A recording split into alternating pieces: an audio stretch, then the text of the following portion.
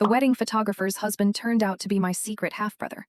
I was staring at the online gallery for my wedding, but it wasn't the pictures of me and my new husband, Liam, that made my blood run cold. It was a candid shot of a stranger who had been right under my nose the entire time. My wedding day was perfect. We hired this incredibly talented photographer, a cool, artsy woman named Chloe. She was a dream to work with, and she brought her husband, Reese, to help as a second shooter. They were a great team. During a quiet moment at the reception, I'd made small talk with Reese. He was sweet, telling me he was adopted and had always wondered about his biological family. He showed me a unique star-shaped birthmark on his wrist, a little detail he said was his only connection to them. I thought nothing of it at the time. Weeks later, the photo gallery arrived. I was crying happy tears, scrolling through the images that captured the best day of my life.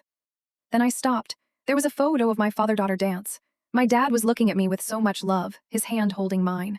And right there on his wrist, clear as day, was the exact same star-shaped birthmark.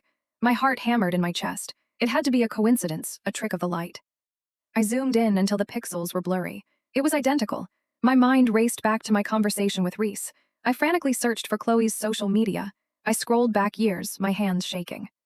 I found it, a post from Reese on his birthday, holding a faded photo of a young man, a picture his adoptive parents had given him. He was searching for his birth father. My stomach dropped. The young man in the photo was undeniably my dad. I couldn't breathe. I couldn't face my dad, not yet. I ran to my mom and showed her the post. The color drained from her face.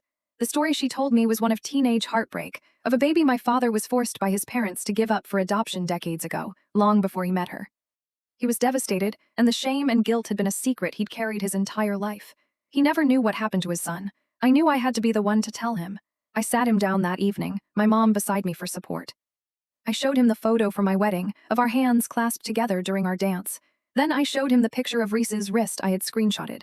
"Dad," I said, my voice trembling, "the photographer's assistant. His name is Reese." My dad stared at the photos, his face crumbling as 40 years of buried grief erupted. Tears streamed down his face as he whispered, "My son, he was there. He was at his own sister's wedding and I didn't even know." The aftermath was a blur of phone calls and tears. I called Chloe and tried to explain the impossible situation. She was speechless, but understanding. A week later, my dad drove 3 hours to a small coffee shop. He met Reese, not as a client's father, but as the father who had been searching for him in his heart for a lifetime. I wasn't there, that moment was just for them. But my dad called me on his way home, his voice broken but full of a new kind of peace. "Thank you," he sobbed. "You gave me back a piece of my soul." My wedding photos now tell 2 stories, the beginning of my new life with my husband, and the day my family was unknowingly made whole again.